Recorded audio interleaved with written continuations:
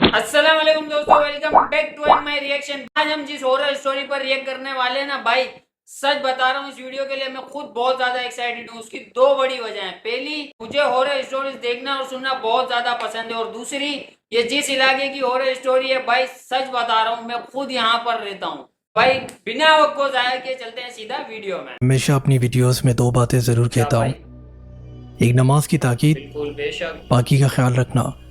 दूसरा, बाथरूम में जाते वक्त बाथरूम की दुआ ज़रूर पढ़ा करें, बिल्कुल, क्योंकि ये दुआएं बहुत ज़रूरी है। अगर आप बाथरूम में रहने वाले जिन्नात देख लें तो आप ज़िंदगी भर बाथरूम जाना ही छोड़ देंगे। ना करो यार।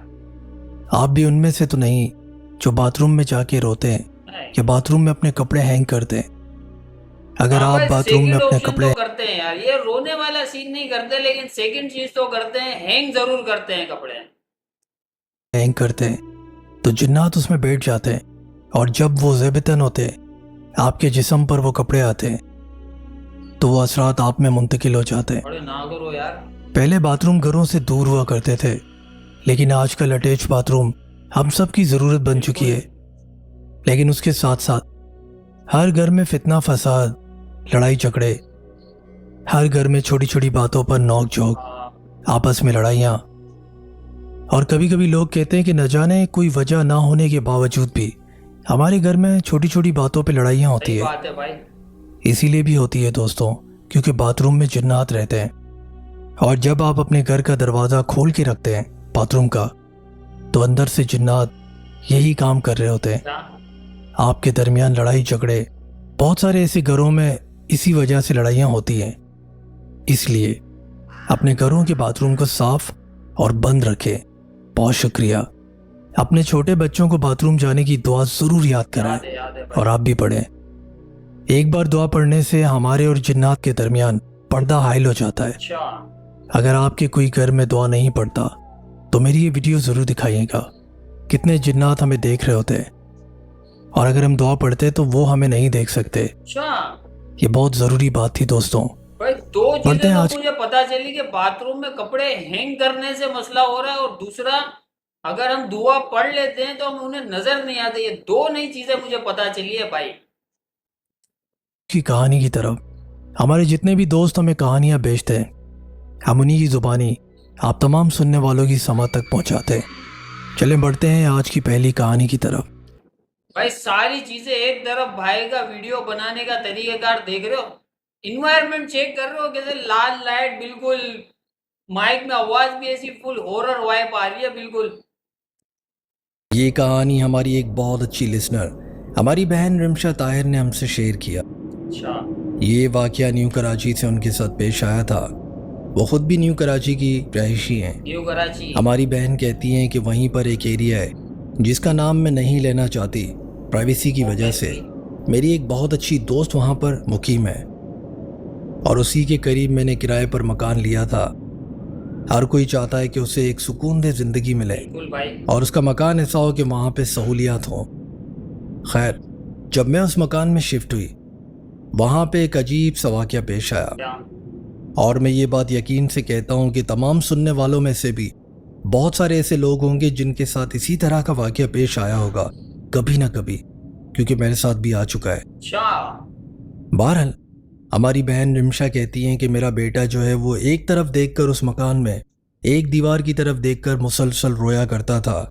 कभी कभी वो एक जगह देखकर गुमसुम हो जाता, जैसे कोई चीज़ उसे दिख रही हो। घर का नक्शा कुछ ऐसा था कि जब हम घर में दाखिल होते हैं, एक कमरा था, उसके बाद एक रास्ता था दूसरी जगह जाने का, यानी घर के दरमियान जो एक आंगन होता है, बिल्कुल उसी तरह उसके बाद एक और कमरा था। हमारा बेडरूम बिल्कुल लास्ट में था। अब उस घर में शिफ्ट होने के बाद ये तमाम वाक़यात शुरू हो चुके थे।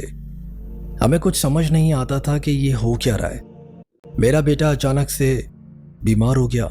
बीमार होने के साथ साथ वो घर के किसी कोने में, उसी कमरे में देखकर वो मुसलसल रोता रहता। बच्चों को तो ये चीज फौरन नजर आती है भाई, बड़ों को नजर आए ना, बच्चों को फौरन नजर आ जाती है। बच्चों का एहतियात लाजमी करो। दीवार को खासकर, उस दीवार में हम भी देखते तो हमें कोई चीज दिखाई नहीं देती। मैं और मेरा खाउंद और तमाम घर वाले हम परेशान हो जाते कि आखिर ये क्या माच रहा है। ये एक मासूम सा छोटा बच्चा है, ऐसी कौन सी चीज देख रहा है जिसकी वजह से ये रातों को उठ उठ के रोता रहता है। अब हालात ये हो चुके थे कि बेटा रात को नींद नहीं कर पाता। फजर से पहले वो मुसलसल रोता रहता और फजर के बाद जाके वो सो जाता, यानी सब कुछ नॉर्मल हो जाता। तो उससे पहले वो दीवार की तरफ देख के आखिर क्यों रोता? उस घर में वो पूरी पूरी रात बेचैन रहता और रोता ही रहता। हम समझ नहीं पाए, लेकिन आखिरकार कोई भी ये देखकर मामला समझ ही जाएगा कि कुछ न कुछ कहानी जन्नत की है। जब हमें कोई बात समझ नहीं आई तो हमारे एक जानने वाले हैं, उससे हमने दम करवाया, लेकिन दम कराने के बावजूद भी बच्चे पर कोई असर नहीं हुआ। बच्चा मुसलसल रात को उसी दीवार की तरफ देखकर डरा सहमा रहता और रोता रहता। ये फजर तक होता मामूल के साथ। जब जरूरत से ज्यादा ताकतवर चीज होती है ना, तो ये दम वम से बिल्कुल हल नहीं निकलता भाई। ये ऐसे केसेस तो मैंने भी देख रखे हैं, सेम ऐसे नहीं, लेकिन ये मामलात वाले केसेस देख रखे हैं भाई। दम करवाने से फर्क नहीं पड़ता जब जरूरत से ज्यादा हावी चीज हो। उसके बाद जो वो साहिब इल्म शख्स था जिनसे हमने अपने बेटे को दम करवाया था, उन्होंने कहा कि आप मुझे अपने घर की पूरी डिटेल बताएं, मैं देखना चाहता हूँ, मैं इस्तिखारा भी करूंगा और थोड़ी मालूमात निकालूंगा। सही। जब हमने घर की पूरी मालूमात दी तो कुछ वक्त बाद उसने हमें एक बात बताई। उसने कहा कि आपका बेटा जिस तरफ देख रहा होता है वो बिला वजह नहीं होता, उसे एक मखलूक दिख रही होती है बाकायदा। वहां पर उसे जिन्नात दिखते हैं। और एक बात याद रखिए कि इसकी वजह, इसकी गलती आपकी अपनी है। क्यों? जहां पर आप सोते हैं दीवार के साथ, वो दीवार उनका रास्ता है, उनकी गुजरगाह है, और आप उनकी गुजरगाह के दरमियान जाके लेट गए, तो इसी वजह से वो बच्चे को सोने नहीं देते। वो आप लोगों को मुसलसल तंग कर रहे हैं। इंडिकेशन से चलो भाई, ये तो कंफर्म हो गया भाई। देखो, ये 100% ये बात क्लियर है कि भाई जब तक आप उन्हें परेशान नहीं करोगे वो आपको परेशान नहीं करेंगे भाई। उनके आने जाने वाली जगह पे आपने डेरा डाला हुआ है, तो फिर ये सब तो होना ही है। बेहतर ये कि आप अपनी जगह चेंज कर दें, तब्दील कर दें। आप लोग उससे पहले के कमरे में आ जाए। इस तरह आप और आपका बच्चा सलामत ही रहेगा। किसी भी किस्म के पछतावे से पहले एहतियात बरतना ज़रूरी है। बिल्कुल। हमारी बहन कहती हैं कि बच्चे की वजह से हम डर गए थे और हमने अपने सोने की जगह तब्दील कर दी। सही। अब हम दूसरे कमरे में आ गए। अब हम जहां पर सोने लगे थे उसके बिल्कुल सामने एक रोशनदान है, यानी एक ग्रिल लगी हुई थी जहां से बहुत अच्छी हवा आती। खिड़की कह लो जो सब basically। कुछ उस कमरे में हो रहा था वही सब कुछ यहाँ भी शुरू हो गया। बल्कि अब ऐसा लगने लगा कि वो मखलूक दोबारा और करीब आ चुकी है, क्यों जैसे यार? आपका पीछा करते करते आपके पास मजीद करीब आ गई।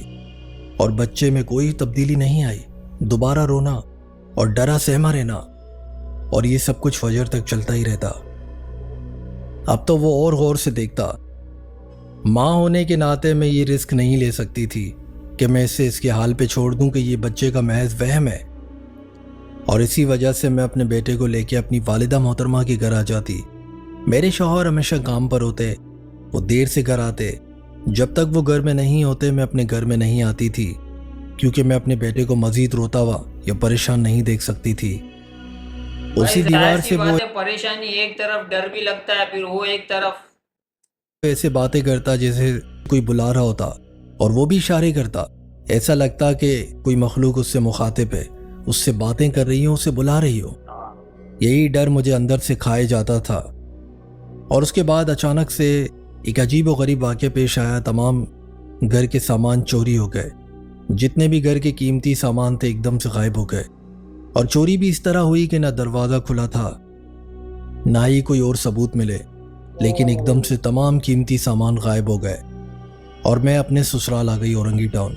नहीं भाई, मुझे ये तो पता है कि जब असरात वगैरह के मामला जब होते हैं ना, कि घर के सामान इधर उधर जरूर होता है, लेकिन ये चोरी वाला नहीं पता था मेरे को यार। मैं यहीं पर शिफ्ट हो गई। यहाँ मेरा ससुराल है। उस घर में मैं इसीलिए भी नहीं रहना चाहती थी बाद में, क्योंकि मुझे अल्लाह ताला ने साहिब औलाद बनाया। दोबारा मुझे ट्विंस हुए माशाल्लाह। और खुदा न ख्वास्ता किसी भी किस्म का नुकसान हो तो मैं वहाँ नहीं रहना चाहती थी।